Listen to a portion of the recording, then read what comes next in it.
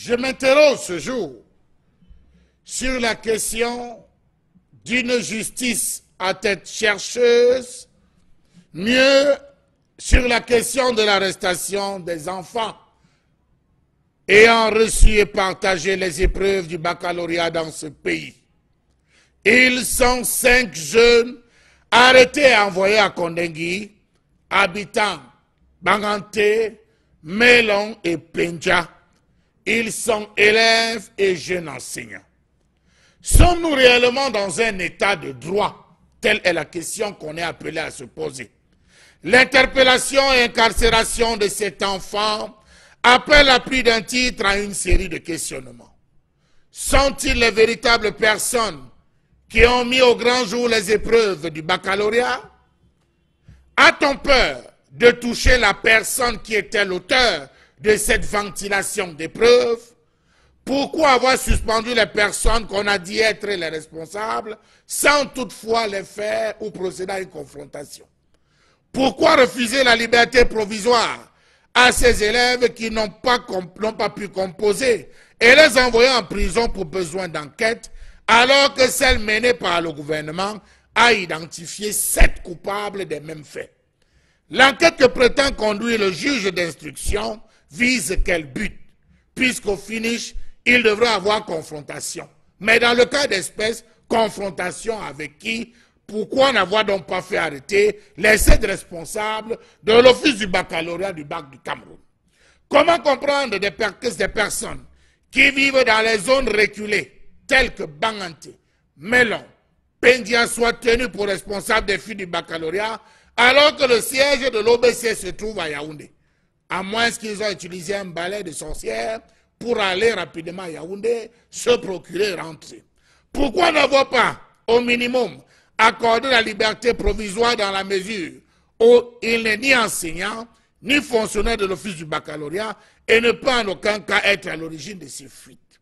Messieurs les juges, pourquoi avoir laissé en liberté M. Goumti Célestin de Paul, chef de service, Bonazaché, cadre détaché, Sekbe, cadre détaché, Ngati Miléontib, service de reproduction, Ayatou Issa Junior, agent de bureau, Abenango Ngono Gabriel, agent de maîtrise, Mifumu Fomo Valérie, secrétaire. Toutes ces 7 personnes en service à l'office du baccalauréat du Cameroun, dont les grades vont de plègue, agent décisionnaire à agent de maîtrise, ont été reconnus coupables après l'enquête administrative respectivement menée par la direction de la police judiciaire, la Commission nationale anticorruption, l'Agence nationale des technologies de l'information et de la communication, commission d'enquête administrative qui les a trouvés coupables de négligence, fuite et complicité de fuite des épreuves du baccalauréat 2020. Conséquence, ils ne devraient plus être dehors parce que cette enquête administrative avait établi les faits. Comment comprendre qu'un magistrat donc décide sur la base de ces faits d'envoyer en prison Gassam Notche Gervais Keva, cet élève de 18 ans, pour le motif qu'il a partagé dans un groupe d'études une épreuve trouvée sur les réseaux sociaux avec ses camarades? Autre question, a-t-il partagé parce qu'il savait que c'était l'eau? L'a-t-il partagé parce qu'il a vu comme toutes les autres épreuves qui à cette période circulent sur les réseaux sociaux? Point d'interrogation. Preuve par 10 que des dizaines de milliers de personnes ont eu accès à cette même épreuve, établissant de fait que ce n'est pas à lui la source de la fuite. La preuve, l'antique y était associé. Comment comprendre l'arrestation de ces enfants et leur condamnation provisoire alors que les auteurs nommément cités et connus, identifiés même, ont pour la plupart choisi de se taire? Ne dit-on pas que la liberté est la règle et la prison l'exception? C'est une maxime qui le dit en droit pénal. 3 mois de suspension pour les responsables de l'office du baccalauréat et la prison pour des gamins. Tel semble être le titre d'un nouveau film que se prépare à tourner la justice camerounaise. Comment comprendre qu'au lieu de s'auto-saisir du dossier, les procureurs, sans foi, utilisent plutôt la loi à tête chercheuse pour exercer leur pouvoir absolu, alors qu'il y a eu plein de sujets sur lesquels on les a attendus sans jamais les voir? Se rendent-ils désormais compte que cette pratique s'inscrit dans la logique de maintenir le discrédit sur le pouvoir dit judiciaire en réalité, entre guillemets, inexistant. Pour preuve, le Conseil supérieur de la magistrature est présidé par le chef de l'État et les nominations faites par le ministre, donc, entre guillemets, on peut conclure qu'il n'y a point d'indépendance. Une société normale protège ses enfants, elle ne les sacrifie pas. On aurait encore pu suspendre ces enfants pour 3 ans de tout examen officiel, comme ce fut le cas à l'époque de Ndamjoya, cela aurait pu encore se comprendre. Mais ce qui se passe dans ce pays laisse croire qu'au Cameroun, celui qui tient l'appareil photo pendant un viol est plus coupable que le violeur. Mathieu, c'est une colère qui ne vous hante pas seul ce matin. Les millions de Camerounais sont choqués aujourd'hui, je dirais même de l'intérieur comme de l'extérieur, sur l'affaire justement du petit Ngassam Notier, Gervais Kevin. Et il n'est pas seul, il faut préciser qu'il avait ses camarades également qui ont été arrêtés et qui aujourd'hui est placé sous mandat de dépôt à la prison centrale de Yaoundé-Nkondengui. Alors, maintenant, vous avez très bien posé la question, est-ce qu'on a une justice camerounaise à tête chercheuse quand on sait effectivement que les coupables sont connus, identifiés et rendus publics par la ministre des Enseignements secondaires et qui aujourd'hui... Enquête conjointe, effectivement. Alors, ça c'est peut-être l'une des préoccupations, mais est-ce que c'est la justice ici qui s'est auto-saisie de l'affaire? C'est aussi la bonne question qu'il faut... Parce que si c'est la justice qui s'est auto-saisie de l'affaire, on doit justement se poser des questions. Bobo Bengan, est-ce que ce n'est pas très grave ce qui est en train de se passer en ce moment dans la République? Parce que chaque jour on a peur qu'il puisse avoir un élément déclencheur pour que le pays puisse s'embraser. Est-ce qu'on ne peut pas aller loin avec ce qui se passe dans Bobo? On ne doit pas avoir peur? Non, je pense que je disais ici hier que l'un des problèmes que nous vivons au Cameroun, c'est que le pouvoir judiciaire ne veut pas sortir des jupons du pouvoir exécutif. Et je ne sais pas à quoi servent le procureur de la République et les juges d'instruction. Ils ne font pas des enquêtes. Ils sont là à attendre que l'exécutif leur donne des orientations. Parce qu'on ne devrait plus être aux ambiguïtés. Donc la colère de Charles Lamel, si on était dans une justice, dans un pays d'état de droit, comme on dit, Charles Lamel n'aurait pas fait de colère. On aurait su, si c'est la justice qui s'est auto-saisie, si c'est le ministre de l'enseignement secondaire qui a saisi, si c'est la présidence, ainsi de suite, ainsi de suite. Mais on ne sait rien à rien. Toujours est-il que la justice camerounaise nous a montré qu'elle protège les coupables et elle condamne, j'allais dire, les non-coupables. La même justice a-t-elle, qu'est-ce qu'elle a dit par rapport au décès de Monseigneur Bala, alors que l'Église catholique a porté plainte contre un connu? On a vu comment le procureur général de la Cour d'appel du centre a sorti d'ici, au point où, je vous dis, même les enquêteurs, on dit d'Interpol, sont venus faire comment vous appelez ça, les autopsies, alors qu'une équipe d'autopsie a été faite sur place, été sur. Bon, vous savez, la justice camerounaise, si la démocratie va mal, c'est en priorité par rapport au comportement de la justice. Nous n'avons pas de magistrats, j'allais dire sérieux, qui taxés d'outrage à magistrat au corps constitué, mais c'est l'impression que nous avons. Les enfants, comment sont-ils arrivés à voir les épreuves?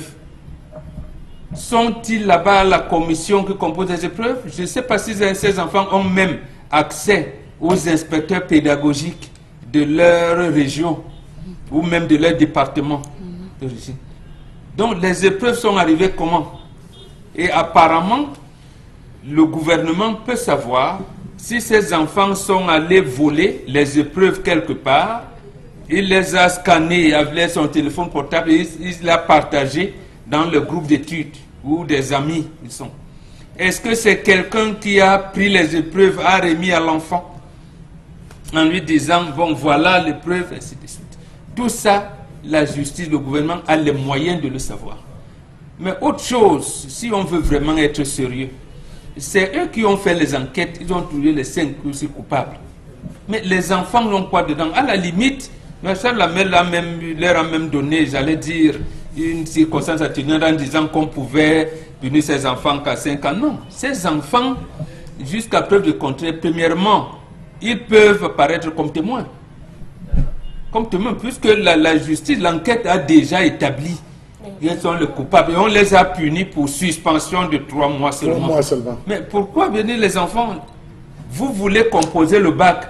C'est vous qui avez composé les preuves. C'est vous qui... il y a quand même des... On va te dire que, comment on dit ça, le procès, on va dire qu'il n'est plus pendant en justice. Mais est-ce qu'on ne va pas remettre justement en cause le travail des magistrats dans ce pays? Moi, j'ai même les magistrats moi, c'est la justice. Formés? Je fais le procès de la justice. Ce magistrat, effectivement, qui a géré cette affaire, mais il faut aller plus loin. Est-ce qu'on ne peut pas revoir sa formation? Est-ce que vous vous rendez... Non, ils sont bien formés, mais ils sont aux ordres. Mais aux ordres de qui? Mais sur cette histoire comme de celle-là? l'exécutif. De l'exécutif. Vous savez, les procureurs, les juges d'instruction, qu'on dit souvent qu'ils ont les coups de franche. Il suffit qu'un ministre leur dise, regardez comment on avait arrêté Bapès. Voilà. On arrête un ministre en fonction, au point où même le président de la République n'est pas au courant. Il s'est agi que le Yann Philemon arrive, il demande au président Biya, heureusement qu'il sortait ce jour-là. Il dit que, bon, monsieur le président de la République, vous m'avez rien dit du ministère des Affaires secondaires. Il dit, mais qu'est-ce qu'il y a là-bas? On a arrêté le ministre Bapès hier. Il dit, avant que je ne quitte l'aéroport, vous devez le mettre dehors. C'est comme ça que le ministre Bapès sort.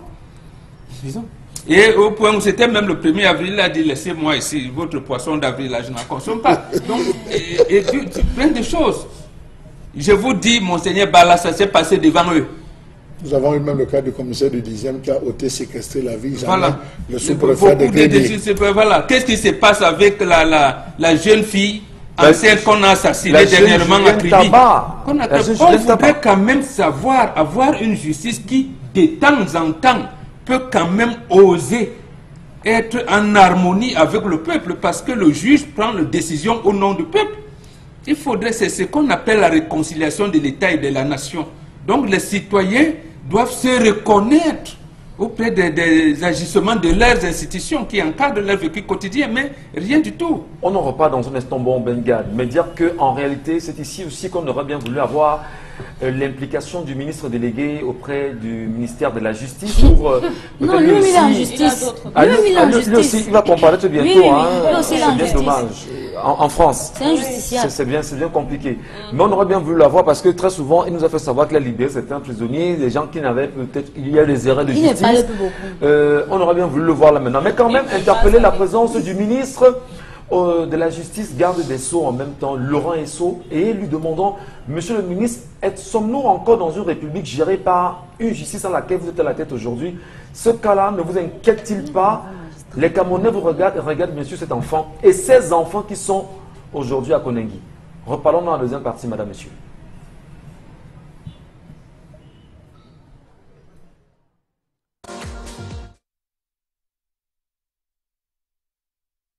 Voilà, merci à vous, madame, monsieur. Merci de rester avec nous.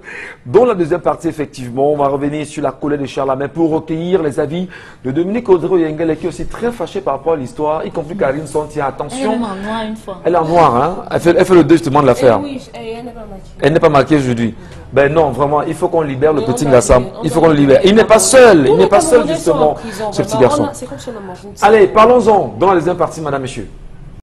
Bon retour, mesdames et messieurs, bon retour à vous. Bien sûr que le Cameroun est en colère avec l'arrestation aujourd'hui, mais surtout l'incarcération du petit garçon et ses camarades, Gassam, Noche, Gervais, Kevin. Aujourd'hui, on en parle véritablement dans le cadre de la colère, ici même sur ce plateau, et avec 10-12 le Zénith, qui est bien sûr au Zénith en ce moment avec ce sujet.